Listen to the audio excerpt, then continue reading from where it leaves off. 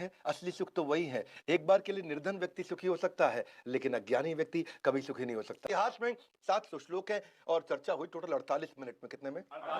574 श्लोक कृष्ण के, 84 श्लोक अर्जुन के, 41 संजय के और 1 धृतराष्ट्र का। पर दुर्भाग्य की बात यह है कि हम भगवत गीता को लाल कपड़े में लपेट के रख देते हैं और उसको पढ़ते नहीं है। उसकी पूजा करते हैं, अगरबत्ती उड़ाते हैं, पर घुमाते हैं अगरबत्ती, लेकिन पढ़ते नहीं है। अब इमेजिन करिए, अगर उसको प्रणाम करने में इतनी ताकत है तो पढ़ लिया तो क्या हो जाएगा। उसके ऊपर हाथ रख के कभी कसम भी खा लेते हैं, लेकिन उसको पढ़ते नहीं है। जरा सोचिए, ऑफन भगवत गीता किसके लिए बोली गई है? हमारे लिए बोली गई। किसके लिए बोली गई है? हमारे लिए। Loudly yes no? Yes. No, हमारे लिए नहीं, मेरे लिए बोली गई। किसके लिए बोली गई? मेरे लिए। जब तक ये सोचेंगे हमारे लिए बोली गई, हम पढ़ेंगे नहीं। कई लोग कहते हैं अर्जुन के लिए बोली गई है, भगवत गीता मेरे लिए बोली।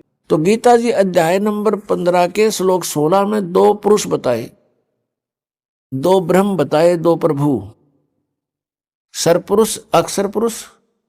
और इन दोनों के अंतर्गत जितने प्राणी हैं वो सब नाशवान है और ये स्वयं भी नाशवान है। जीवात्मा किसी की नहीं मरती, वो तो पशु की भी नहीं मरती, पक्षी की भी नहीं मरती। तो 17वें श्लोक में 15वें अध्याय के में तुरंत कहा है कि उत्तम पुरुष है तू अन्य परमात्मा इति उदाहरते, यानी श्रेष्ठ परमात्मा, श्रेष्ठ ब्रह्म, वो तो कोई और ही है। इन दोनों से अन्य है सरपुरुष और अक्षर पुरुष से। और परमात्मा इति उदाहरते, वो परमात्मा कहलाता है, वो श्रेष्ठ आत्मा है, वो परमात्मा है।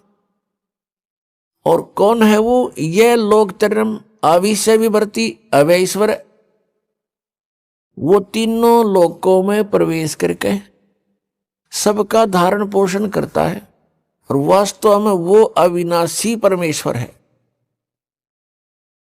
यहां वास्तव में अविनाशी परमेश्वर क्यों कहना पड़ा? क्योंकि अक्षर पुरुष का अर्थ भी अविनाशी पुरुष होता है। क्षर माने नाशवान, अक्षर माने जिसका नाश ना हो।